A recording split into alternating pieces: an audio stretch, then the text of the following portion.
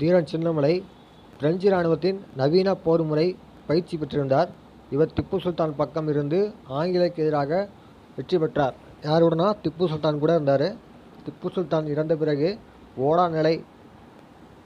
ஓடாநிலை என்ற இடத்தில் தங்கி ஆங்கிலேயரை தொடர்ந்து எதிர்த்து போராடி வந்தார். அங்கே ஒரு கோட்டையும் கட்டினார். ஓடாநிலையில் ஒரு கோட்டையும் கட்டியிருக்காரு. 1800 கோயமுத்தூரில் ஆங்கிலேயரை தாக்க அவர் மராத்தியர் மற்றும் பரு சகோதரர்களின் உதவியை பெற முயன்றார். ஆனால் ஆங்கில படைகள் கூட்டுப்படையை தடுத்து நிறுத்தியதால் தீரன் சின்னமலை மட்டும் கோயமுத்தூரை தாக்கும் நிலைமை உள்ளானது. அதனால் அவருடைய படை தோற்கடிக்கப்பட்டது. அவர் ஆங்கில படையிலிருந்து தப்பித்து தீரன் சின்னமலை காவேரி, ஓடாநிலை மற்றும் அரச்சலூர் ஆகிய இடங்களில் நடைபெற்ற போர்களில் கொரில்லா போர் முறையில் ஆங்கில படையை தோற்கடித்தார்.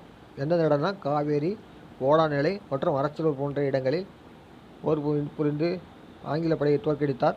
இறுதிப் போரின் போது சின்னமலை தனது சமையல்காரர் நல்லப்பன் என்பவரால் காட்டிக் கொடுக்கப்பட்டு 1805ஆம் ஆண்டு சங்ககிரி கோட்டையில் தூக்கிலிடப்பட்டார். முக்கியமானது தீரன் சின்னமலை சங்ககிரி.